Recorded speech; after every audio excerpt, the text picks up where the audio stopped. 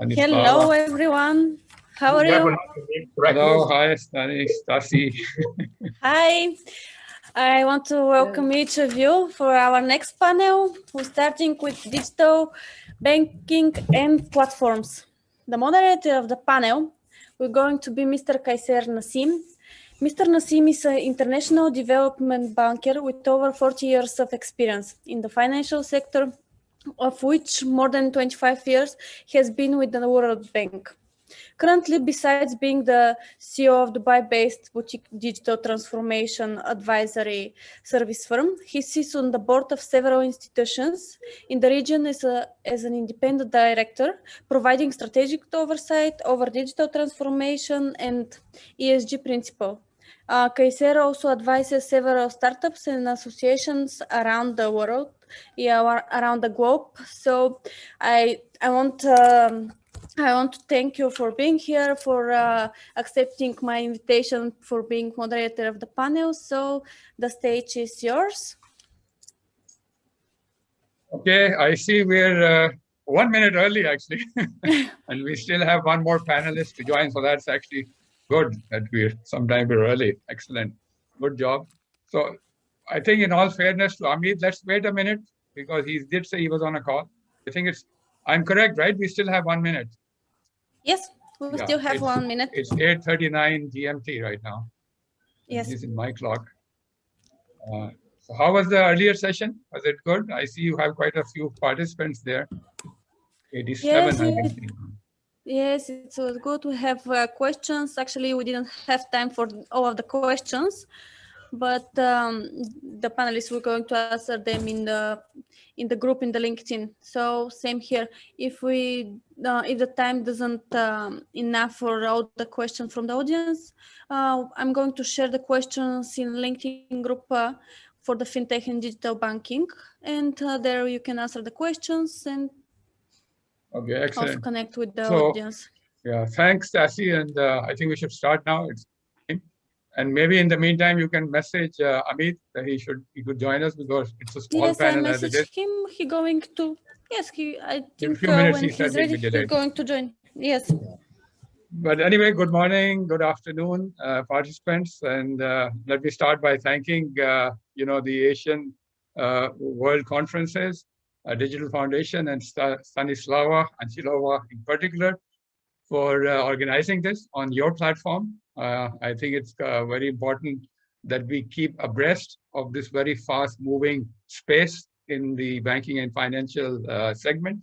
And so great to be here, and thank you for having me and actually my fellow panelists also to share our insights and of course to learn more from the more than 100, I think, participants you have here. Let me just give a little backdrop. So basically, I mean, I don't think we need to keep repeating it, but we have seen the emergence of financial technology, of fintech, over the past 5, 6, 7 years. And it has been growing rapidly from the beginning when, banks were sort of not mindful and they said these small little startups can't do us much harm, to when they started getting scared of these small little enterprises and technology platforms, to when they decided that they need to actually partner with them because they would take a longer time as legacy institutions to transform. So we've seen a big move forward in the use of technology in the banking and finance services. Of course, we all know that the year 2020, actually the past 15 to 18 months, have accelerated and catapulted all of us into getting to familiarize ourselves with this technology, especially when we talk about transactions and payments, and even more so when we talk about buying and selling, so e-commerce. So we've seen a rapid growth in that. I think the figures that I have in front of me was that 4.6 billion used digital payments globally in 2020, 4.6 billion people, whereas just 2-3 years ago, this was around 3 billion people. And it is expected that by 2022, in the next year or so, 6.4 billion people. So the familiarization and the adoption of digital technology has gained a lot of momentum over the last years. To me, as a development banker, frankly speaking, what excites me most about technology is the ability for that to promote inclusivity and to reach out. We're just talking on the banking sector to reach out to the under or the unbanked. And that excites me. And it excites me for a reason, because, I mean, we have Andy and Sue here. I'll introduce them shortly. And of course, Amit will join us. And of course, a lot of our participants, that, we always learn that an entrepreneur needs to address a pain point and work on that. And that's how he has a business or a value proposition to sell. So pain point could be the difficulty it is to open an account, or the difficulty it is to sell a payment cross-border. To me, there's a bigger pain point globally. And that pain point, and that is the reason for what we face today in the world in terms of the way we are now moving to, again, a very polarized global system. And that's inclusivity, that we have not been mindful of all the stakeholders in our universe. And I think the last 1 year has also taught us a lot about that, of corporate social responsibility, of environment social governance principles, of inclusiveness. And that is a big pain point that needs to be addressed. And that pain point, the inclusivity, or making sure that everyone is included in the development process, is much more enabled by the use of technology. So that should be embedded, in my opinion, in any new innovation, be it an onboarding solution, and we'll hear about that in this panel, or be it the use of distributed ledger technology for trade finance. The undercutting issue should be, how do we include everyone, and how can everyone in the planet be included in this progress that is being made? And to me, that's where technology actually is yet to prove itself, although it has proven itself, because if you look at the Findex Index, which is a publication by the World Bank on financial inclusion, we do it every 3 years. So the increase in the number of individuals globally who were financially included or brought into the banking and finance system between 2017 and 2013, so that's the 2017 was the last Findex report, was about 1.5 billion people. And before that, it was 500 million, the 3 years before that. So the 1.5, actually it was 800 million people. It was 500 before that. So I like to think that the increase was because of the use of technology. Between 2013 and 2017, there was increased use of technology. So this is what we need to see going forward. Even today, despite this big closure in the gap of the financially excluded, there are still about 20% of the world's population who are not able to access banking and financial services, so they need to be included. And also, we always talk about this big, lessons that we've learned, and this catapulting and acceleration in the use of digital technology because of what happened in the pandemic. But we also need to make sure that this has actually set back more than 100 million people back into poverty. So we actually have to still catch up because of the fact that they were just unable to use that technology because of the pandemic. They were involved in other health issues. And most of these 100 million, actually they're more than 100 million, this is a dated figure, most of them are women. So that's when we talk about inclusivity, it's the underbanked, the unbanked, and the women who are 50% of the world's population. How can we even think of excluding them from economic development processes? So I just, so basically this, to my mind, is what technology is all about. But besides me, we have a distinguished panel here today who will actually be speaking about how these technologies are working in different spaces. And let me quickly introduce you to the panel. So we have, first of all, we have Shu Tan. She is a business relations manager for Global Legal Entity and Identifier Foundation. And this foundation is a global online source for legal entity reference data. It's the only, what I understand, is the only online resource for legal entity reference data. So if you need data on legal entities globally, this is the place to go. Prior to this role, Shu was working with ANZ Bank in Beijing, where she was responsible for cash management and client onboarding. So she's going to speak a lot about how this identifier, this legal entity identifier, is helping and improving the way financial institutions are onboarding people. And so we'd like to hear more about that. Then we have Andy Lian, who is an advisory board member based in Singapore at Hyundai. And he's going to speak about, again, a very interesting and developing and unfolding part of the banking and finance sector, which is decentralized finance, DeFi. So what is DeFi? How is it going to change the banking and financial landscape? How it has changed it already, and how it is going to continue changing it in the future? And again, because of this technology, we are able to decentralize a lot of banking and financial sort of transactions, if you may. And why is that important when we are conducting business? So Andy Lian is going to shed some light on that. What are the benefits of digital onboarding? He will talk about that, and how this is being leveraged in terms of the payment systems and other, actually, trade finance and other banking and other banking and financial transactions. But last but not the least, and unfortunately he hasn't been able to join us now, we have Amit Agrawal, who is the engagement director at KPMG, also based in Singapore. And Amit has 22 years of experience working in several financial sector institutions and also working with several financial sector clients, such as digital banks, insurance companies, conventional banks. And his core expertise actually is leading data and regulatory-driven transformation in institutions. And that's what he has done. That's what he does in KPMG. He has also worked for Citibank in various positions. And I said last but not the least, because he was supposed to kick off this session. He was the first speaker, is the first speaker if he's joining us before we start, because he would set the stage. He's going to speak on digital transformation, fintechs, how they've affected the banking and finance sector, what did we see in 2020, and what the future will look like in digital banking and in neobanks. So that would set the stage for both Shu and Andy to share their thoughts. So Stacey, I don't know how far we are from having Amit.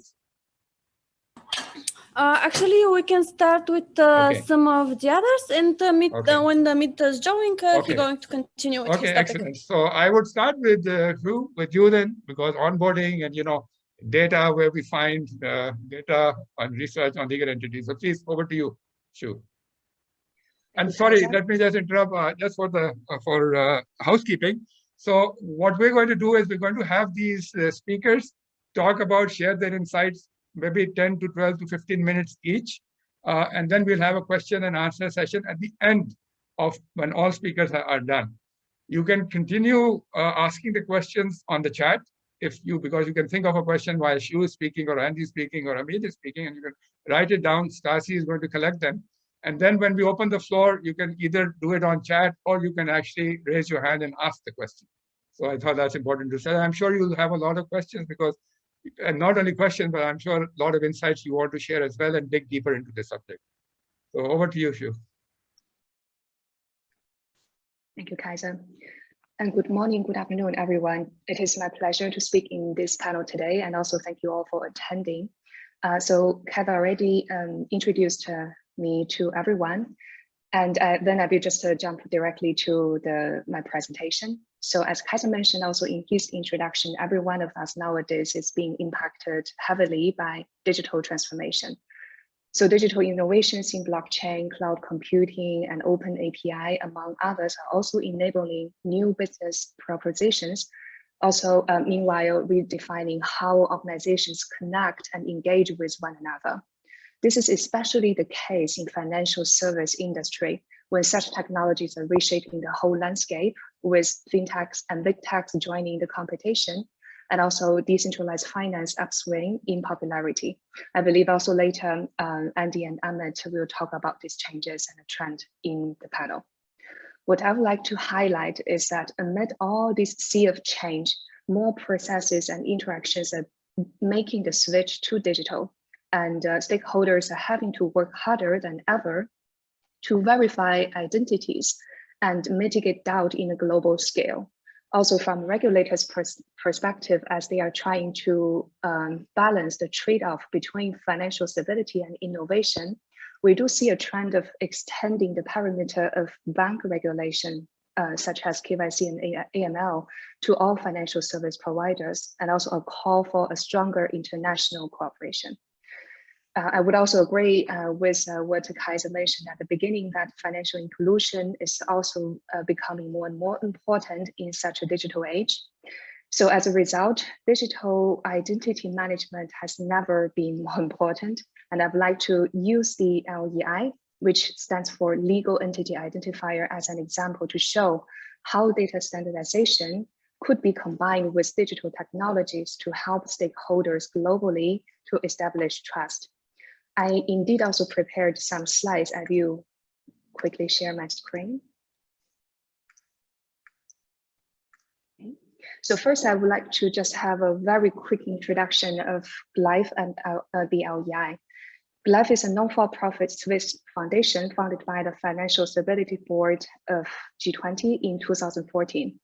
GLIFE is overseen by 71 regulators and 19 observers in the Regulatory Oversight Committee from 50 countries. In Asia, the Reserve Bank of India, People's Bank of China, Bank of Japan, Bank of Korea, also the Monetary Authority of Singapore and Hong Kong are also a part of the ROC. GLIFE has 16 independent board directors. And so in GLIFE, we do not issue the LEI code directly. We partner with our partners called LEI issuing organizations who are directly interacting with the legal entities and who are issuing and maintaining the LEI codes. So far, we have in total 39 accredited LOUs who have issued more than 1.8 million LEIs in the system. So what is LEI in the end? It is a 20-digit alphanumeric code based on ISO 17442 standard. So the LEI provides a basic business card information, for example, the legal name, transliterated name, legal address of the legal entity. Meanwhile, it also captures relationship data, such as the child entities and the parent entities of the legal entity. So the LEI is a unique and a lifelong code owned directly by the respective legal entity. And the global LEI system is an open system. All users can easily access and use all the data directly from our GLIFE website anytime for free. Since the establishment of the global LEI system, indeed, there are a lot of support from regional and international organizations. On this slide, there are just a couple of examples. The Financial Stability Board is planning to further enhance the LEI adoption cross-border payment based on their roadmap for enhancing cross-border payments.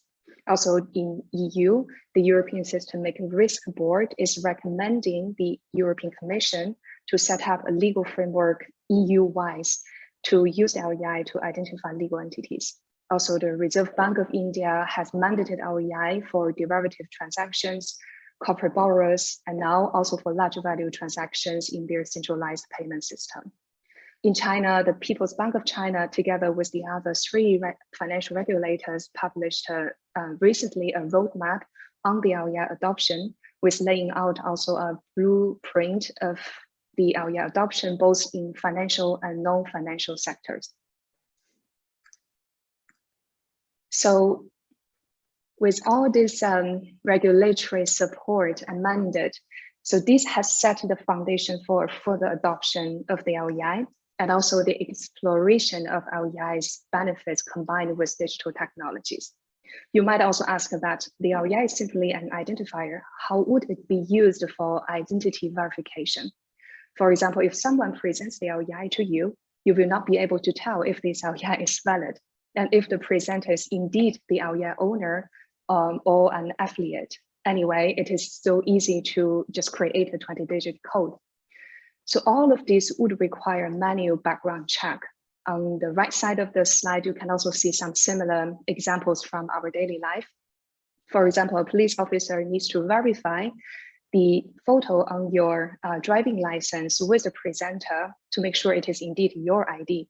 And also when you hire someone from university, you might also need to call the university to verify that the diploma is indeed real. And also when you present LEI to a bank, the bank still needs to ask for business register evidence. All of this is because of a common problem, which is the lack of trust, and also the costs involved for creating such trust. So this is exactly the problem we would like to overcome. And with that, we also looked at the business side. We also looked at the business side of this case, and we asked ourselves, who are the actors in this case we just mentioned? So first, we have a legal entity who is identified by the LEI. And meanwhile, we also have the individual who is acting on behalf of the legal entity. And then this individual is taking a certain role within the organization. So these are the 3 layers of the actors. We then connect all these 3 layers of actors using digital representation, which means that we take the credentials of the 3 actors and cryptographically bound them to the owner of the private keys. At that moment, it can then only be presented by the owner of the LEI who has a private key. So that is how the trust is being established through a cryptographical technology. This is how the LEI is embedded in the verifiable credentials, and also how verifiable credentials are facilitating the verification and then also the connection between legal entity and their employees. So this is the core of the verifiable LEI concept we have recently developed. As you can see on the slide, there is a trust chain behind the scene. So the Glyph is the root of the trust, and Glyph issues VLEI to the VLEI issuers who are also certified by Glyph. And these VLEI issuers further issue the VLEI to a legal entity. And then the legal entity can issue the role verifiable credential to its employees with the legal entity's VLEI. And of course, in the end, the employee can simply use the credential and then to verify to a third party that they are indeed taking a certain role within the organization. We believe the VLEI will give, let's say, government organizations, companies, and any other legal entities globally the capacity to use non-repudiable identification data related with their legal status, ownership structure, authorized representatives, and employees in a number of digital business activities, such as, for example, approving business transactions and contracts, onboarding customers, supply chain business networks, and submitting regulatory filing and reports. So this is one example I want to share. The other case I want to mention is indeed how the LEI could be used then together with the digital certificates and digital signatures. On this slide, you can see an example of the LEI being embedded in the Glyph annual report using XBRL format. The entire report is both human and machine readable. And the slide shows the financial part, which is a balance sheet of the company. And the same question about trust applies here as well. How do you ensure that the data is not being tampered and it came directly from the source? So one way to secure the data itself is actually to digitally sign the data. The Glyph annual report is signed, as you can see, both by our CEO and board director using the European eIDAS standard. And as you can see on the right side, so Stefan Wolf, CEO, and the LEI of Glyph, which marries directly with the LEI of the entity on the whole annual report. And this could also be a checking point. So with a signature, every recipient would know that this is the annual report coming directly from Glyph. And it is not a complicated activity. However, it brings so much security and transparency. Users could also simply click the LEI and find the entity's up-to-date reference data in our LEI data repository. Just to leverage on this example, we also have an example from China on signing contract. This is a PDF version, and in the print version, you will have the red stamp representing the entity, which is quite common in China, Japan, and these Asian countries. So in this digital version, the CFCA, which is the China Financial Certification Authority, created the e-seal, where the red stamp is associated actually with the digital certificate of the company. And if you click it, you could actually see the attributes of the certificate, and one of them is the LEI. So similar use case, similar benefits. And this is really just what I want to mention to you. And also back to the point of onboarding.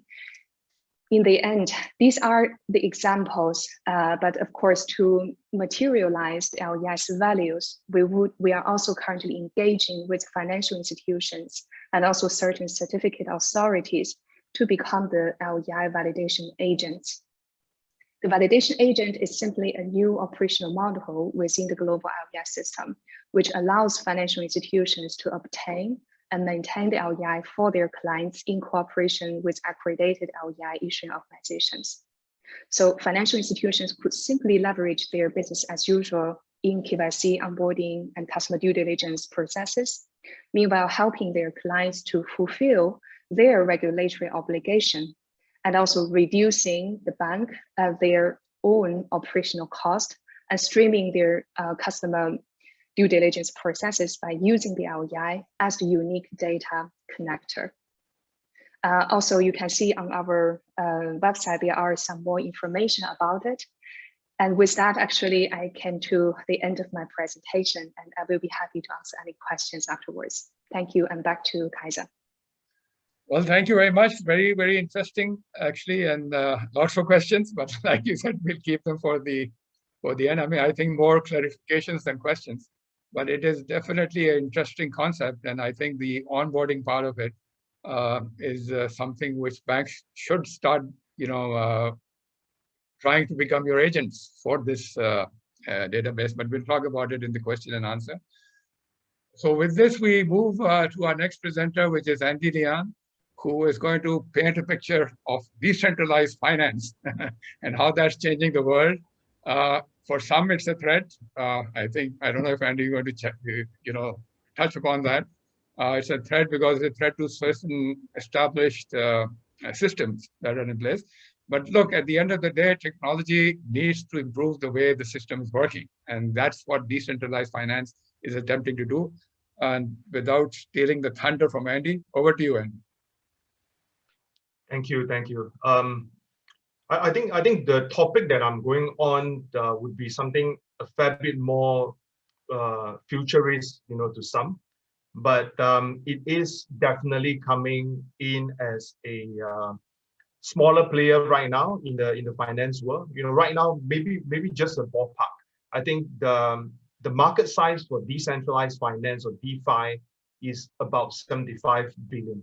So this is just a small drop in the big financial market. But why are there so many people talking about it, and why are people getting into it? So I will try to answer some of these questions as well during the panel itself, and also during the Q&A itself. So let me just go through the more straightforward stuff. What is actually DeFi? So DeFi, or decentralized finance, is essentially the middle ground between traditional centralized financial systems and decentralized systems like cryptocurrency, Bitcoin, Ethereum. So if you can see, the core bit of DeFi right now is still stuck in the Ethereum chain, right? So DeFi, I would say, is a platform where one can build small conventional financial applications in a decentralized manner. In order to be deemed as DeFi, a financial network must have one or more decentralized functions. The majority of DeFi platforms take the form of dApps, which is spelled as DAPPS, or decentralized apps. So most of these apps are developed on blockchain platform, Ethereum, like I've mentioned, as it provides the option of creating blockchain application based on the same cryptocurrency. although that does not mean that dApps are only built on Ethereum, there are many other crypto or crypto-like Ethereum or Tron or Binance chain that can be used to develop the DeFi platform. So apps then be on a specific blockchain. You know, it is possible to merge, modify, integrate them into various requirements based on your smart contract. So DeFi can come in the form of, for example, lending. You know, in another example, borrowing.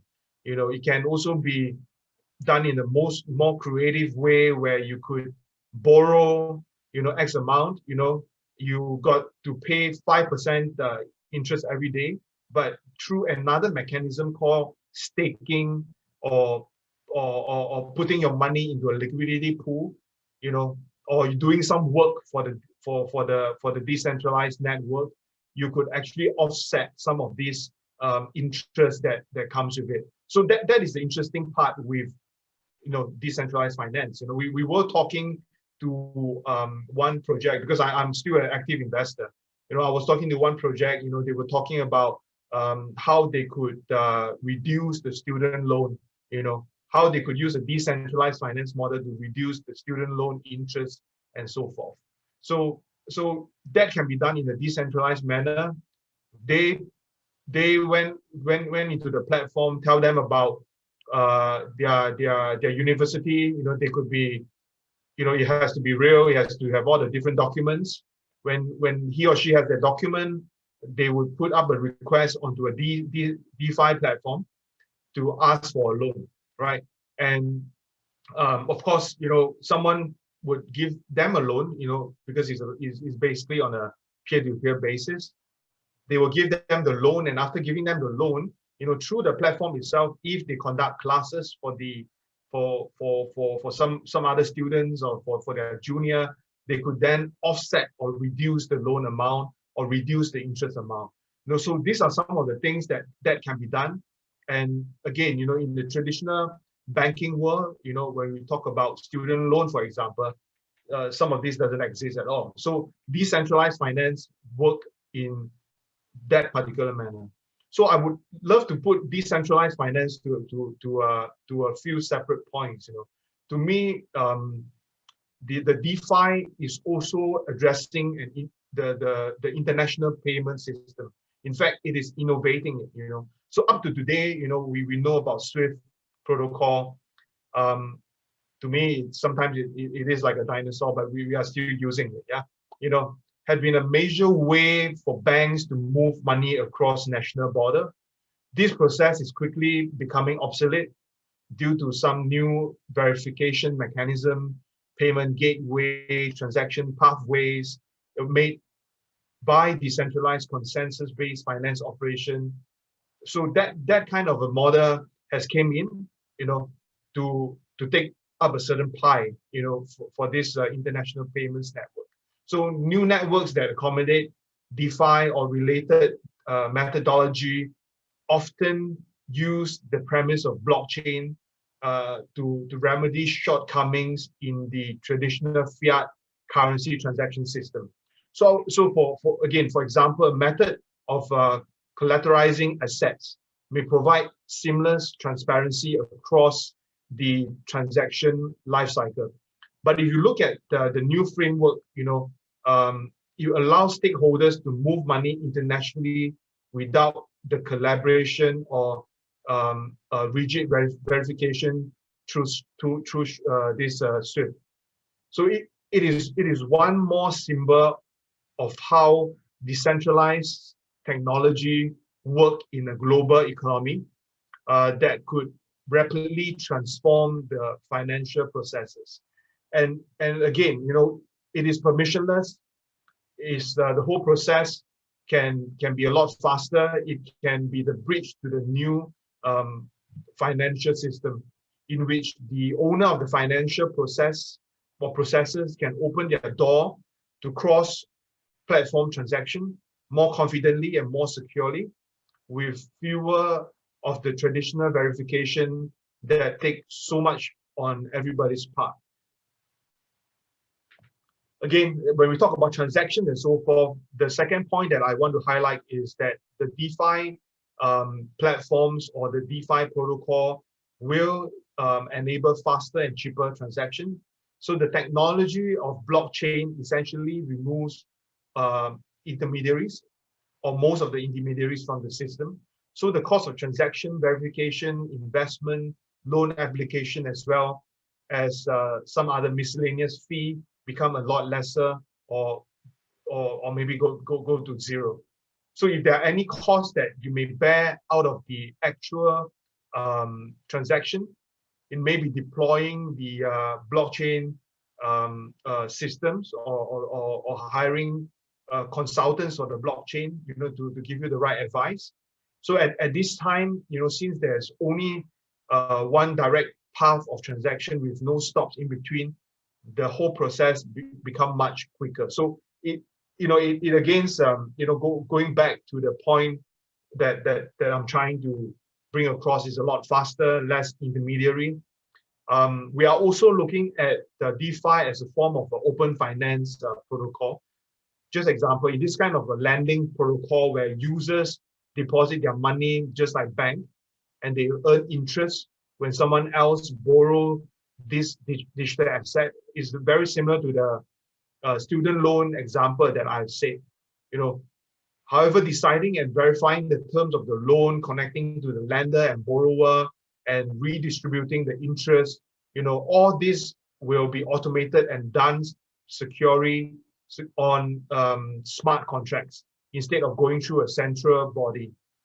This way, the lender gets full percentage of his profit from the investment, and at the same time understand the risk and gain a lot more from it. So open lending protocol has been fairly popular, and they are strictly based on public protocol like Ethereum, or even on the BSC. So the transactions in this case take much lesser time again. Your collateral can be any digital asset, including things like NFTs that are very popular right now.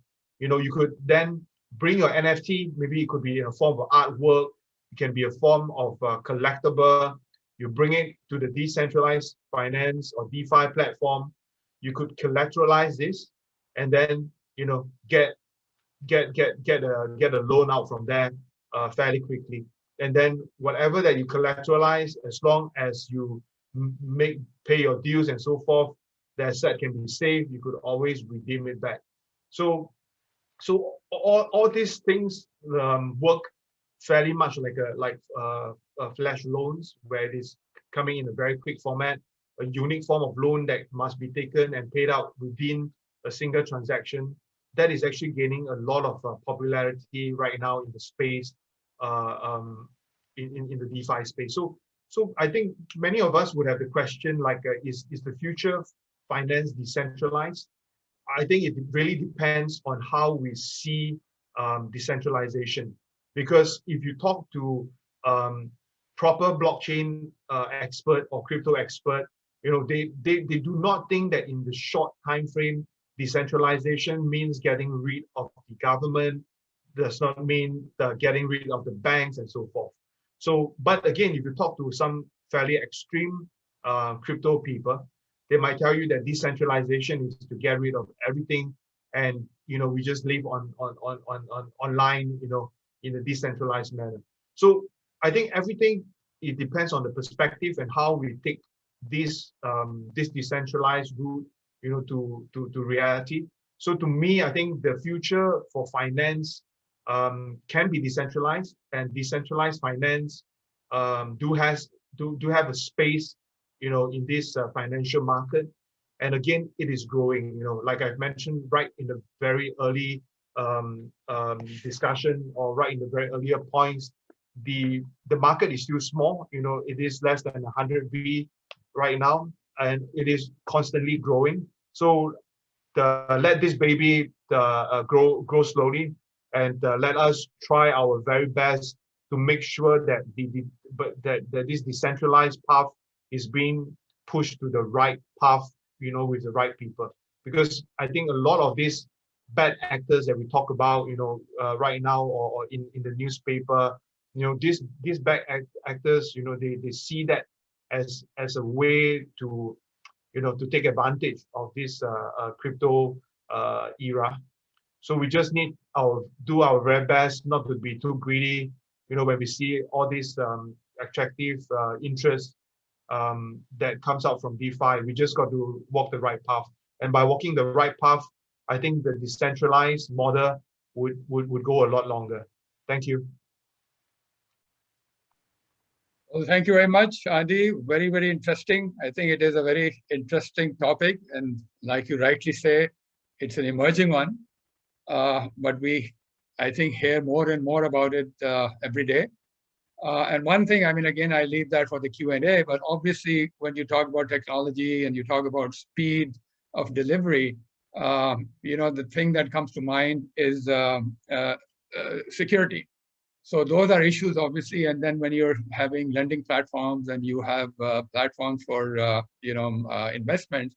So this is a huge area which still seems to be, not addressed properly. So we'll talk about that in the Q&A session. But just quickly, I mean, that's why I have always stressed on two things. Well, several things, actually. I shouldn't say two things, but it's very important for entrepreneurs. I mean, people like yourself and Shu and others, and innovators, that when they innovate with responsibility.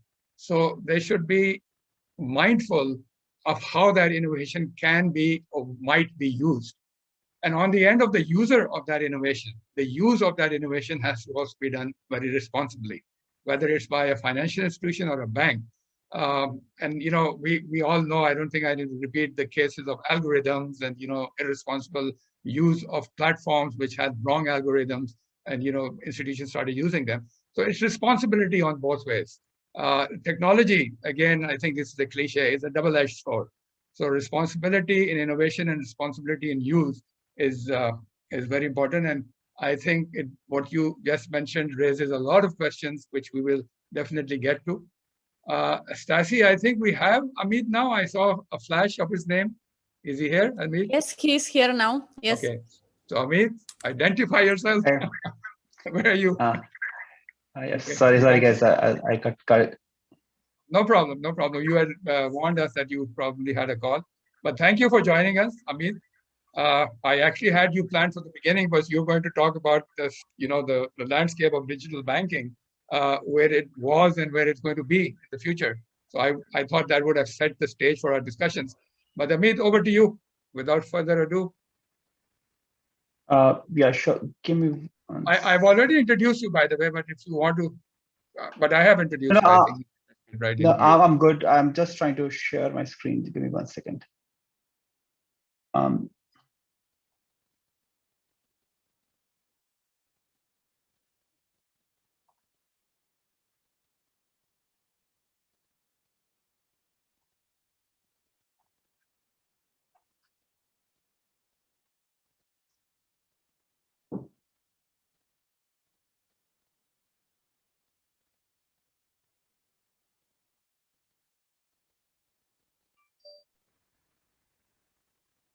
While we wait for Amit, I mean, just a couple of other things. I just want to mention in passing again, is something I talk about on platforms like this, because you have a captive audience, and basically it's about building the future. We have all these tools now today, and people typically ask what the future will look like with all this technology. And let's just stick to banking and finance, although it cuts across all sectors.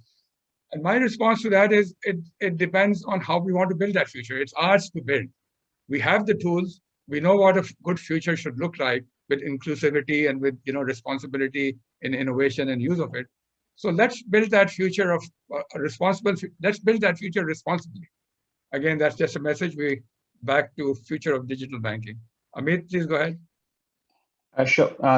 Thanks a lot. So basically, I think the digital banking is going to change the way we do the banking as we go along. And thanks to COVID, I think it has really changed the entire landscape. So why do I say that? So Okay, so there are a few things which I talk about. I think is the customer expectations from the banks have completely changed. What we've been seeing from last couple of years. Let me take like one very simple example. I'm sure this is something which you all know, that Maslow's needs, right? So these are the needs there. If you just do a health check or rain check of these checks, this entire pyramid of the needs have completely changed in terms of what we expect right now. For example, now, without Wi-Fi, I really cannot live, right? So wherever I go, I need data. And even when I travel, then I might be going and sitting in some Starbucks coffee centers, coffee places or malls, because I need data. Without which I cannot do it. And let me take a very example. I remember around a year back, one of my friend has gone for a leave, and I told him that you cannot live away without phone. And he was saying, no, this is my family vacation. I'm just going to be there and enjoying my vacation. I'm not going to even check my emails. But then once he come back from his vacation, I asked him, how was his experience? Okay, no, I was not able to live without phone. Even though I was on vacation, I was checking my emails every half an hour, 1 hour, just to ensure that what's been happening. Because it becomes so habitual about it. That's where our expectation, because what we right now is without Wi-Fi, really cannot live. So our expectation, what is really expected, is completely changed what we used to have around 5-10 years back. What it means is, for example, in terms of the focus is more and more on me. What are you going to give it to me? So, for example, if I go to Amazon, I can do a shopping in maybe 2 minutes. Then I'll go and start comparing that whether can I do the similar experience with my banks. And if I cannot do it, then I start questioning them that your bank system is useless. I might change the bank because they're not going to give me that personalized feeling. Even though if you talk about 5-10 years, I used to sometimes go to bank branch. I used to be there like half an hour, 1 hour, just for me to get a speak with some relationship manager or something like that. But now I don't even have a time. Like even if it's going to take more than a minute or two for doing my work, I will not going to be interested in doing the bank with them. In fact, there were digital banks launched in Singapore, and there was a survey done in Singapore that about the banks. There was 75% locally people want to go with digital banking. So that's where the experience. Everybody's talking about personalization. How much can you personalize for me? And that's what the bank is all about. So what it means, for example, the expectation from the bank will be more like a lifestyle integration. What it means, I'm sure everybody knows about the Amazon Go. Like I can just go to the Amazon, buy whatever I want to without doing anything. That sort of integrate, that sort of experience is something which we will be expecting something from the banks. So the expectation from the banks will be like everything will be like more like automated, and the whatever we require, bank need to understand my needs, and they should be able to do the things. Some of the examples of LOT and all will change the entire landscape. But the good part is that the trust is still there. So I'll still be trusting a bank more than somebody else. For example, I don't know about you guys, but for me personally, if something I need to believe on fintech, or I need to go with a bank, somehow the trust is still there that, I'll prefer to go with the bank instead of going with a fintech firm. For example, even if I need to buy a stock, if I prefer to go with a bank than instead of a fintech firm, because trust is there, that I'm always be scared that if I go start doing the fintech firm with this particular fintech firm, what happens to if this particular fintech firm is going to be closed, and I might be losing all my money. That trust is still there. So I think that's something which bank going to leverage on, and they will be doing a lot of these activities, a lot of these services around it, and that's where the world is changing. Okay, let's move on. So how that is, I think some of these technologies probably my other colleagues would have talked about. AI and machine learning is going to be changing, like especially the areas like customer service, anything on analytical part. I think that's where the AI and machine learning will have huge impact, and that will be changing the entire landscape. The DLT, the blockchain is this is another thing that the team was talking about earlier. These are the other technology which will be talking about, like open banking will become more like a standard for everything. Biometric is something like, can I do the banking without password, for example? I want to go and do my transactions, but without my password. And it is, frankly speaking, is very simple, because if I know which device you're logged in, which location you're logged in, and where you are, I can do your checking on the background. I don't need you to enter the password. So there will be technology available. Maybe they can even do your Face ID and all that. So you don't need to enter the log with the password. That's where the world will move to. The 5G is another thing. I'm sure you know that in 3G we have a speed of around 20 to like 50 Mbps. 4G has increased it to something around has increased to 10 times, which comes to around 500 Mbps. And 5G we are talking about around 1.2 Gbps. That means a lot of my activities can be done very, very, very fast. That means a lot of my activities can be even to move to cloud, and I will have frictionless experience. Cloud computing is another thing. A lot of my analytical work, a lot of things will move to cloud. I can increase my server. I can do this thing very, very easily. If I need 20 servers right now, it's very easy for me to do on the cloud computing. That will changing the things. Internet of Things is another thing. Is IoT basically. My fridge can become a device, right? That will be the thing. Any device will be connected to internet, and you can do whatever you want. The virtual reality, like for example, can I have the bank experience without going to bank? For example, my relationship manager will give you, by sitting in at maybe in some remote place, will give you a similar experience as if you're sitting in the bank branch, and that will become that'll become the fact of the life. Quantum computing is, again, a lot of these checking and all this can be done very easily. So these are the new technologies which is shaping how the digital banking will look like in next 5 to 10 years down the line. In terms of how will that going to impact the banks? So I will have everything connected. For example, using my fridge, using IoT can be connected to the internet. What it means is that whenever I have less supplies on my fridge, it can go and order the food for me, and supplies will be delivered to me. These things will be possible because everything will be connected. I think we have a lot of other examples like WeChat, where on one chat you can do a lot of you can go to Taylor, you can book a taxi, you can book a food. Everything is being connected. So everything will be more like a service, like that's what I mean, engagement as service. Everything like utilities bill, everything will become more like a service thing. AI will change the entire space. I'm sure you might have heard about it, that in China they can check whether a student is coming to school or not using AI. So we'll have those things will be happening, and that probably AI is going to be there each and every activity of the banks. And there will be other things like so there will be something like payments where can I do my frictionless payments? Can I do the cross-border payments, or can I do the payments without paying any huge fee? Like for example, the example which I was talking about in Amazon Go, I can go and do shopping and I don't need to even take out my card, but everything becomes frictionless. Everything becomes automatically. That is where the things are moving.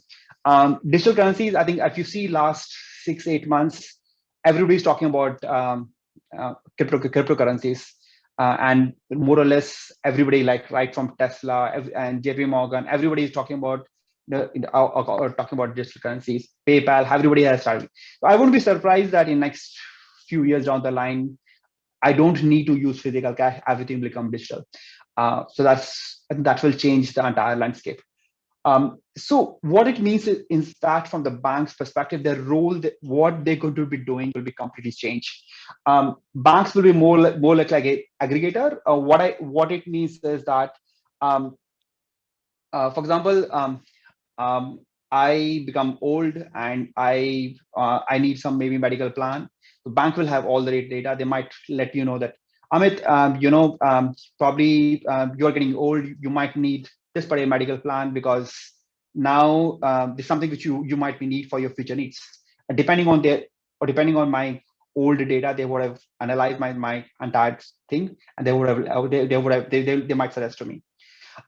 Or an example of automation is that, for example, they might be checking my electricity usage on a monthly basis, and they will go and reach out to all the service providers, and the bank might tell me that, okay, Amit, I think your electricity bill is $100 per month from last 3 months, and we think that this particular service provider is not good for you because they are more expensive. Maybe you may want to consider this particular service provider. And if I'm going to give them a freedom to choose, they can even choose and opt for that particular service provider and tell me that, Amit, we have on your behalf, we had done this part. Now your electricity bill going to be reduced by another 20%, something like that. So everything will be automated, other than where I can rely on bank to do these things on my behalf without me worrying about it, because they'll be doing this as a service to me. So they can even search, like for example, even if, for example, I'm looking for a car, they can do a search on my behalf, keep on monitoring it up, and they let me know that, Amit, now this particular car is cheaper now. You may want to consider it for your buying, something like that. So or become like an orchestra. They will even be able to validate a lot of my information. For example, once I am like, let's assume that I'm become 18, though I'm not. Once by 18, you got married, and then you might, oh, Amit, you got married now. You may want to have some medical plan for your wife. Amit, you have bought a house now. You might need a home insurance. Amit, you have taken a personal loan. You may want to safeguard yourself against something. So all that will be like automated, but they will have all the data, and that's the role of the bank. And banks will change. They will not be doing the normal thing, which will be because there will be more of the contingent, but they will be doing as a service, and more they will be part of your journey and day-to-day thing. And that's what the bank will look like as in next maybe 5-10 years down the line. That's all. I just want a quick one. That's all from my side. Okay, thanks a lot, Amit. That was very insightful, very useful. We've all been wondering what the future of banking is going to look like. Again, lots of questions, obviously, come up. So this was our last presentation. And Stassi, if you'll allow me, we can open the floor to Q&A, and I can see we have some questions. But like I usually like to do, I would like to ask the first probably couple of questions to each of the panelists. And that's the easier questions to get them in the mood. So when, the participants will ask the more difficult questions, they would be in the flow. So just starting with you, again, excellent, and I think a very useful database that you've put together for legal entities. So I had two questions, and maybe you may have mentioned it, I may not have understood it fully.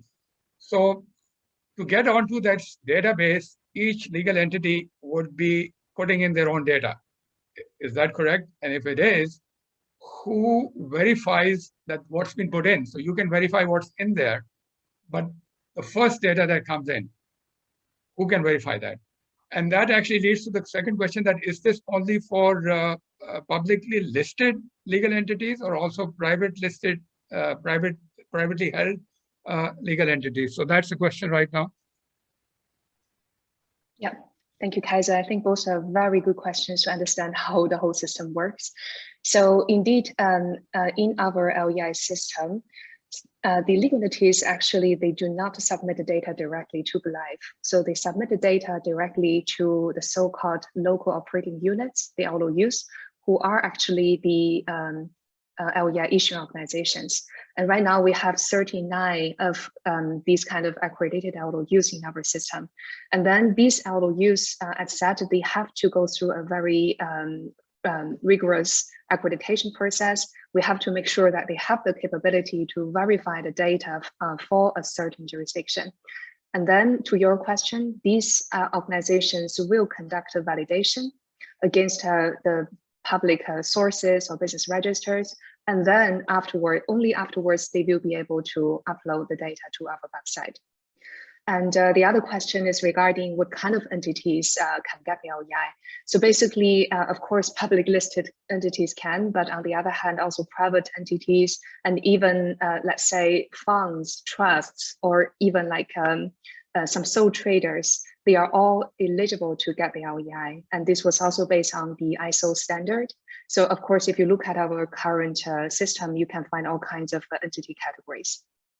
Okay, thank you. Just a quick second question. We actually have 30 minutes for the Q&A. So a quick second question is that, you're sitting on this heap of wonderful data, which can be very beneficial to institutions. So what are you doing in terms of promoting this globally? So I know you had these validation agents. I don't know how many have signed up, but not many people, I think, know about it. So how are you going to standardize this and make this some sort of a global access, give it a global access? What's the plan? Yeah, that's a big question, but I will try my best to Big question, answer. short answer. Yes. So indeed, if you look at the adoption of the LEI nowadays, actually most of the population of LEI is mainly focused in EU and also North America, and Asia has been growing, but that's the reason. The reason is really because the main driver nowadays is still the regulatory mandate. However, so I have already presented that we do see the huge potential and benefit LEI could bring directly to the private sector. So by using the LEI in digital technologies and also to embed it directly within the financial institutions onboarding process. Because nowadays, if you look at the financial institutions, many of the organizations are using more than even 4 different identifiers. And of course, to align with different databases. And this is actually very costly, both from money-wise and also time-wise. So what we are trying to do is to engage with financial institutions and try to establish this validation agent project. And in this way, on one hand, the banks, they can provide a very much better service to their customers who anyway will need the LEI. But on the other hand, the bank itself will also be able to use the LEI to streamline their both external and internal databases. Right now, we are engaging with more than 20 different financial institutions, and we have already announced 2 validation agent projects, one being later last year with JP Morgan. They are currently partnering with one of our accredited LOUs. And the other one is quite recent, so just 6 months, we also published that the China Financial Certification Authority, it is actually a CA. So they are also working with one of the LOUs to become the validation agent. Validation agents. Excellent. Thank you very much. And just a quick suggestion, because some of the faster growing economies today in 2021 are in emerging markets. So that's what investors are looking at. And when they look at that, they don't have a clue of what these entities are. So perhaps onboarding people or institutions and banks from Uzbekistan, for example, we can talk about it offline more, but I think it would be very beneficial. So moving on to Andy, a very useful decentralized finance. I think you gave a very good, sort of an introduction of where you see this is headed. And I agree, it's a very small piece of the financial segment, but I think it's a piece which is very controversial right now because it has the potential to change the way, the financial system actually is working. So to that point, and you said it's making it's a small part, but now with China, the inevitable CBDC having been launched in the digital yuan. So any thoughts on how fast this will now accelerate the pace of DeFi? Because it's decentralized finance, but centralized institutions are getting into the decentralized space to make it centralized again, perhaps. So what are your thoughts on that? I think first of all, China is not pro cryptocurrency. Yeah, they are only pro in terms of blockchain technology. That's the first thing that I want to correct. Second, they have the CBDC. Sorry to interrupt you. Right, the central bank digital currency has been launched. It's there now. And the second point that I want to mention, or maybe correct, is that CBDC has nothing to do with decentralized finance or cryptocurrency per se. CBDC, there is a way to look at this. CBDC is just a form of a digital fiat that could be running on blockchain. And it is 100% centralized. So I think one of the questions that Muhammad asked, which is a fair bit more interesting, is which is more secure, cryptocurrency or CBDC? So I think when we talk about the word secure, we have to see it from different aspects of things. Yeah, because some people might think that if the money is centrally being contained, or being held by the central bank, they do not feel secure, because whatever they might do, or whatever might happen to them, their money could be confiscated and it could be gone, right? So to some of them, they might feel that it is not secure, right? But to another group of people, they will look at CBDC as something more secure, because everything can be tracked, everything can be accounted for, in a CBDC environment, right? That are two different thoughts. And then the other question is cryptocurrency versus CBDC. I think both of them are fairly different, and again, who is more secure in terms of this comparison? We have to also look at what cryptocurrency are you looking at. Are you looking at a Bitcoin, or are you talking about another coin that you can't even pronounce it, right? So I think in terms of secure and not secure, it also depends on the liquidity of the coin, whether the coin is famous or not, how many people are holding on to it. Perhaps Bitcoin is better than an ABC coin, right? But is it more secure? It all depends on your own definition of security, and how you're going to secure it, right? Then the other portion to this question would be, how are you going to secure your own cryptocurrency? Are you going to put in a cold wallet, hot wallet? How are you going to keep your cryptocurrency, away from hackers, or away from yourself forgetting the secret key and so forth? So is it more secure, putting it in your own pocket versus putting it in the bank? It really differs from people to people. But right now, what I would say is that the cryptographic technology itself does give an added layer of security to your asset. That's how I look at it. Yeah. Thanks a lot, Andy. I think very insightful. I mean, that difference between centralized and decentralized, actually, because to my mind, the way I looked at it was that because of what's happened in China and what's happening with the Federal Reserve, that they're buying up all the Bitcoins, is an attempt to make sure that decentralization doesn't happen. But again, we won't dwell on this too much. Last question from my side to Amit, of course. Excellent presentation on the state of digital banking and where it's headed. So quick question is that 10 years ago, maybe, correct me if I'm wrong, Bill Gates, the famous Bill Gates, had said that banking is necessary, but banks are not. But you rightly pointed out, Amit, and I think we've seen that trust is very important. And that trust lies with banks. And you mentioned that yourself.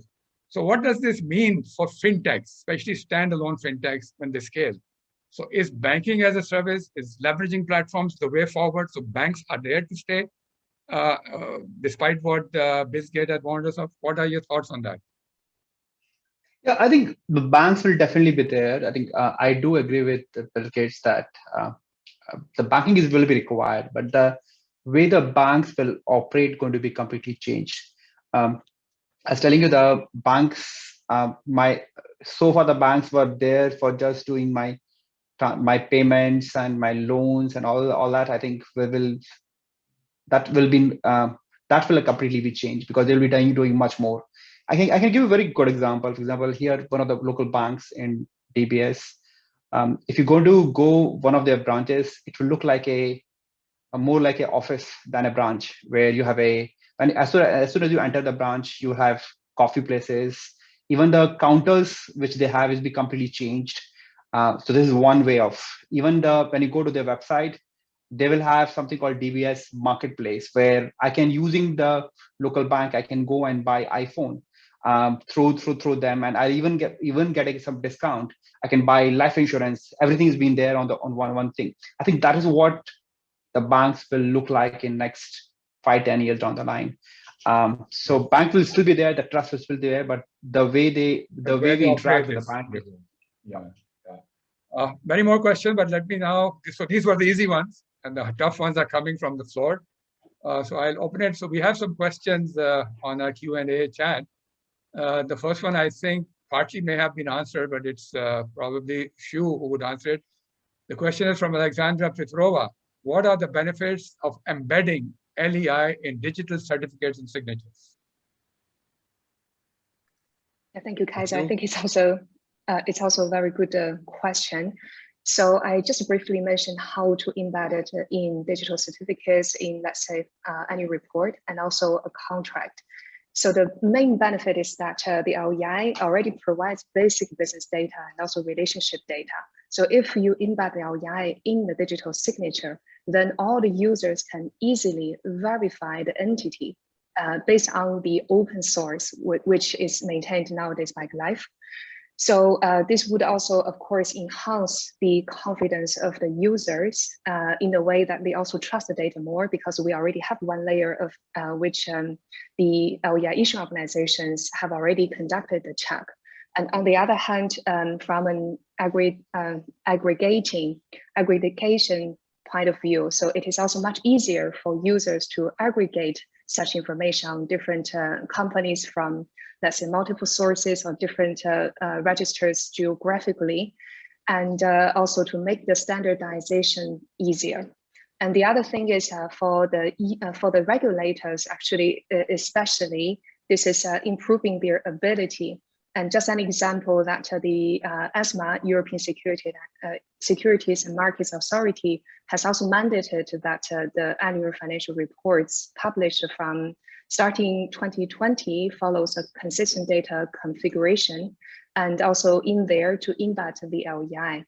So this is also a very quick example. The last point is really, if you use such LEI in, let's say, e-invoicing and also the treasury system, it is actually a whole ecosystem. We are also talking with some huge corporates, which they have difficulties in verifying different suppliers.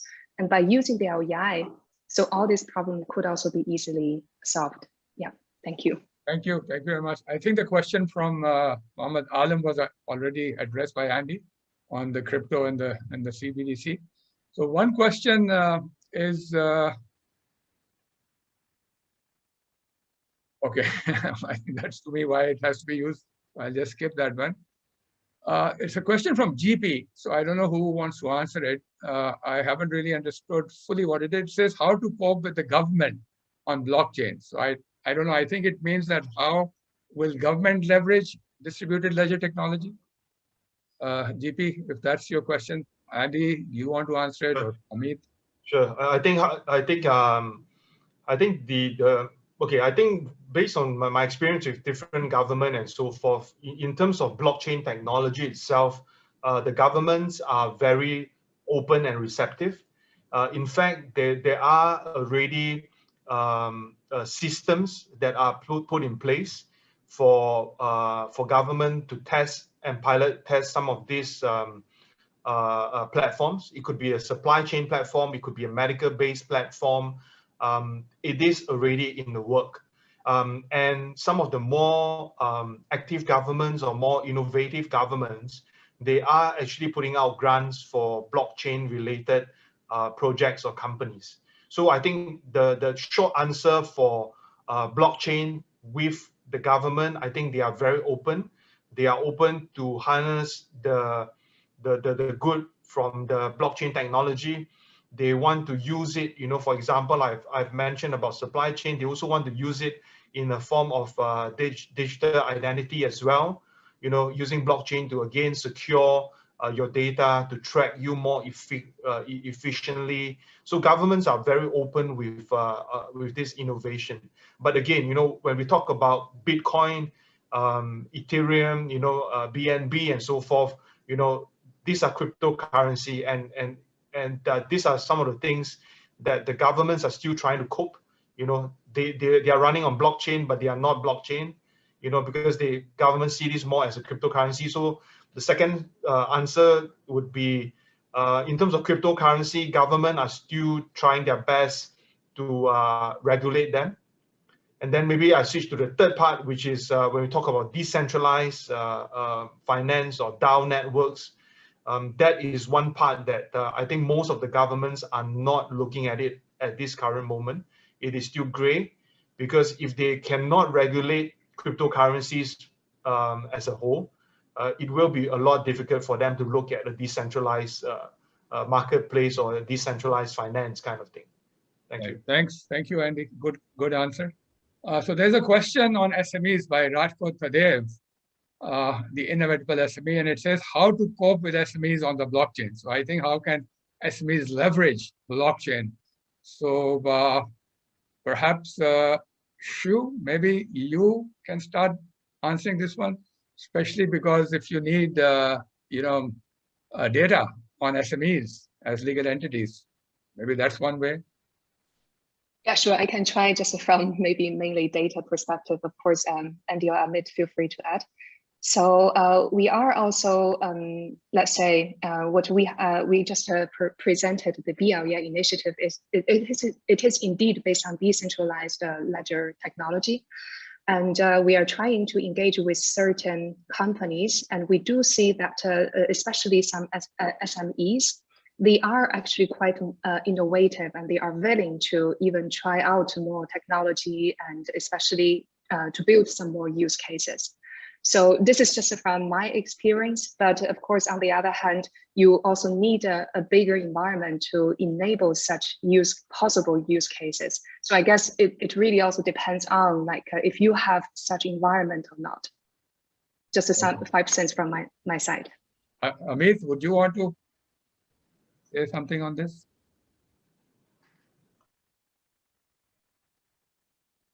Yeah, I think Amit, has he left us? Stacey? No, he's here. You're here. Okay, here you are. Amit, on the SME, I mean, how do they leverage DLT, blockchain, being okay, 90% I think, of an economy? Yeah, so I think at this mode of time is that entire thing a little bit blurred in terms of how things will be changing it up. But what I see is that something which is currently missing in the crypto and blockchain is the government support or the regulator support, which I spread out the same. So I think as the crypto start getting more matured, as more and more companies or banks start adopting it up, there will be more regulations coming in.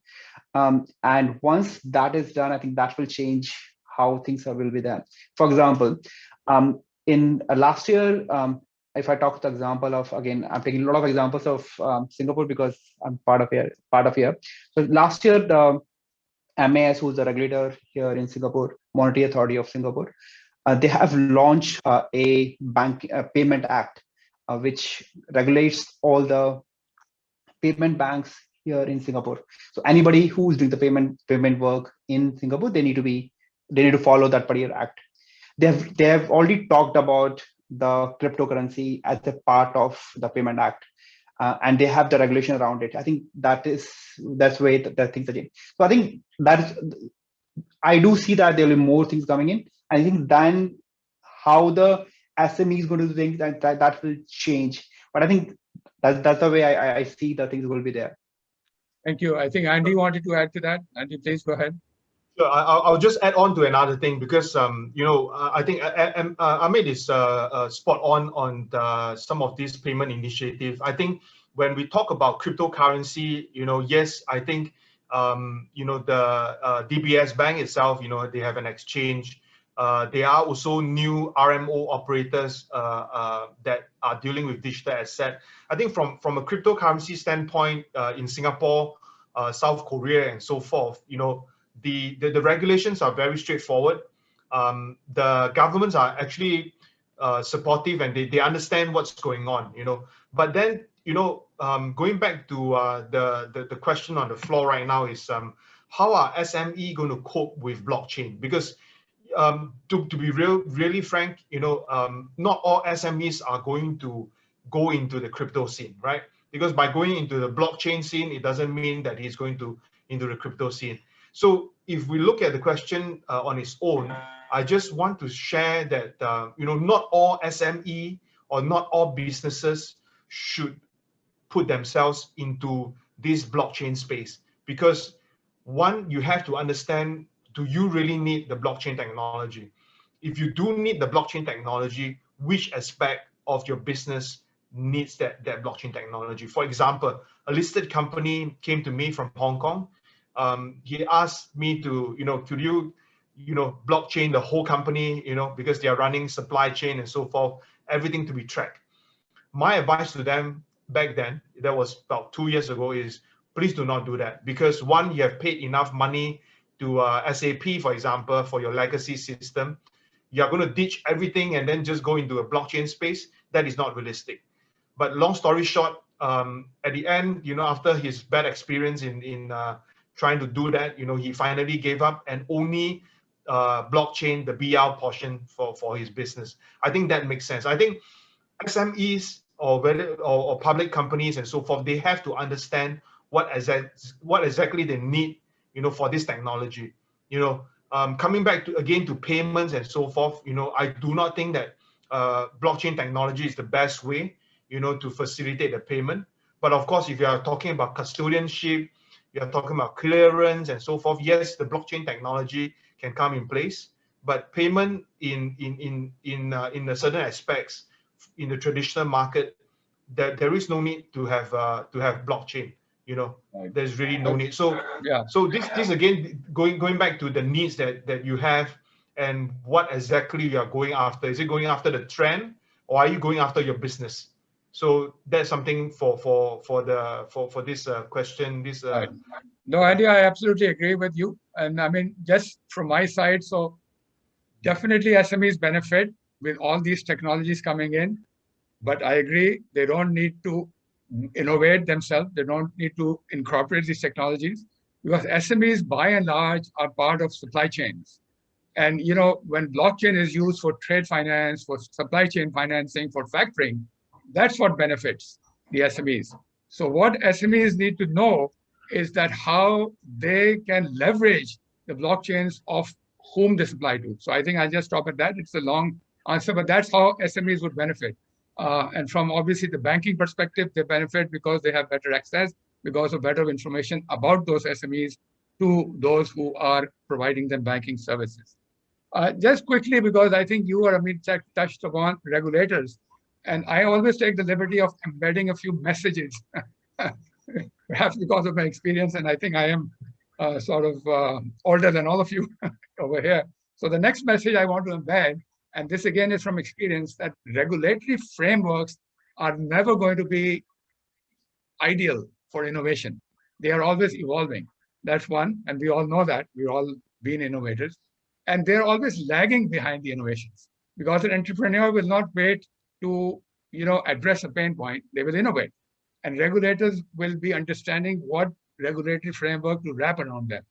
So the best way to do that is to work with regulators. And so on the context of cryptocurrency and digital currency and also DLT is, yes, there's a lot of gaps in the regulatory frameworks, but the innovation perhaps is further down the line than the regulatory framework would allow it to be. So they need to work together.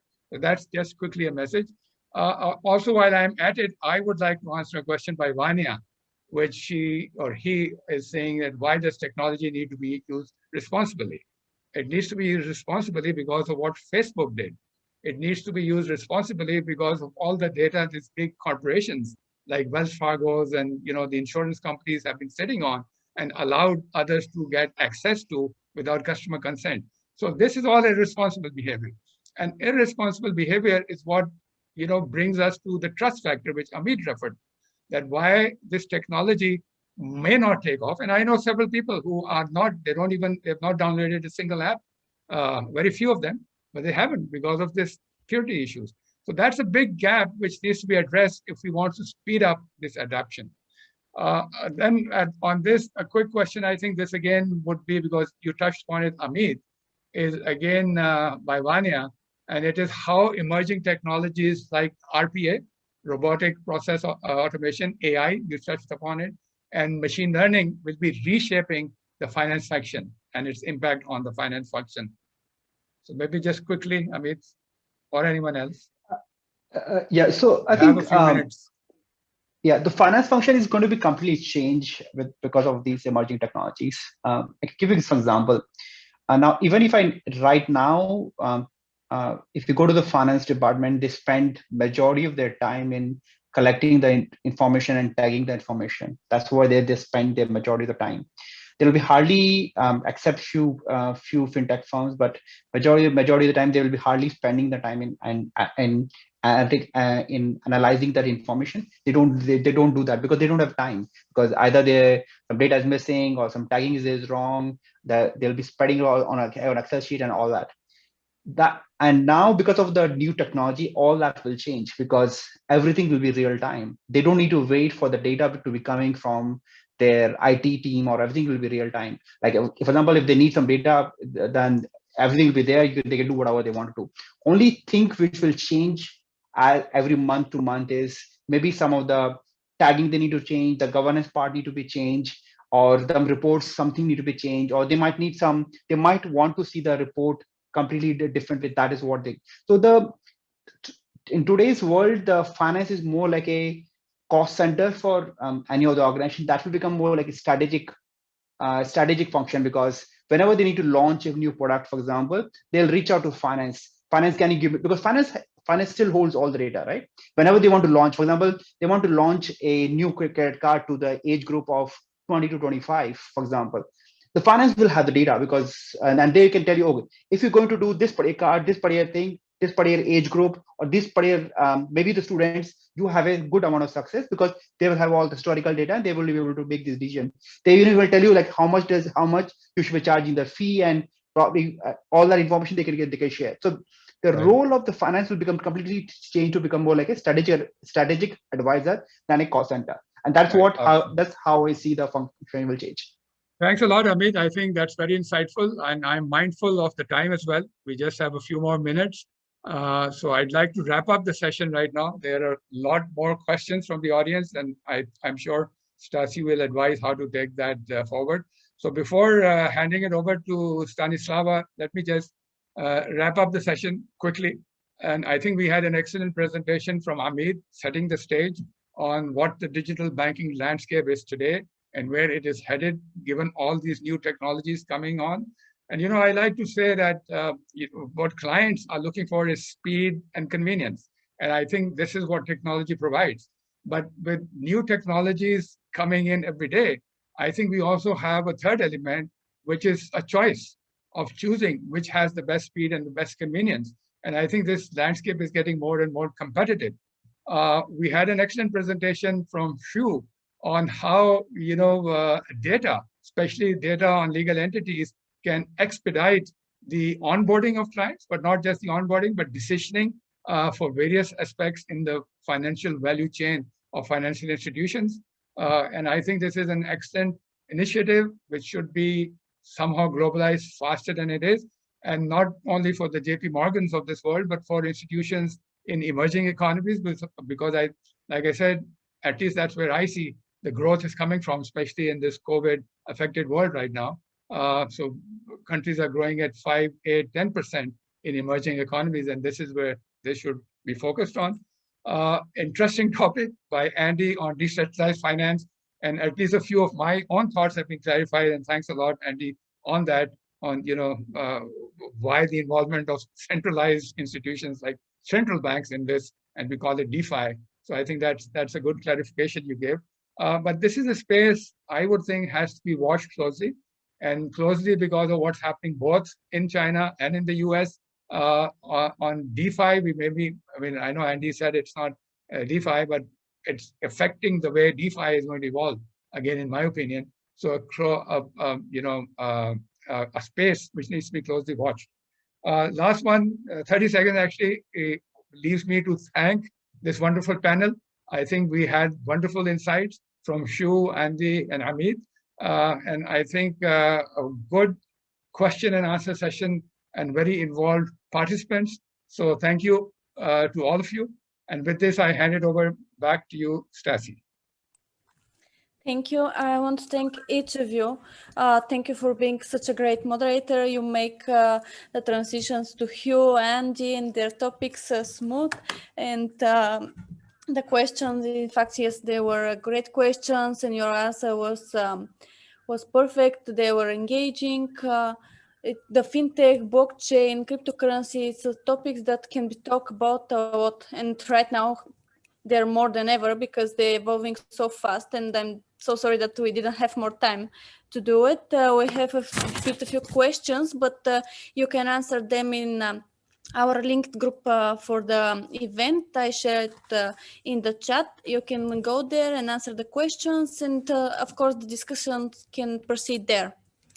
Once again, thank you to each of you. Thanks to our sponsors, Timeticks, Tendrik. Thanks to our partners in Virtual Expo Neosoft, again Tendrik, and thanks for our participants to be with us. I want to invite you tomorrow. We're going to proceed with the regulation in fintech and hybrid digital customer experience, starting again in 7 a.m. Greenwich Mean Time. And have a great day. Thank you, Thank Stasi. you. Thanks. Thank you. And Thank wish you. Thanks a lot. Yeah.